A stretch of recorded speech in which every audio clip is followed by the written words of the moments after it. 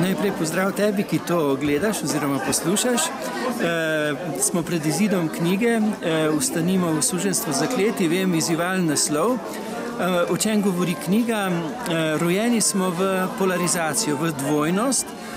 Ne gre, da bi odpravljali to dvojnost, ampak gre, da bi napetost te dvojnosti izkoristili za evolucijski premik, za napredek.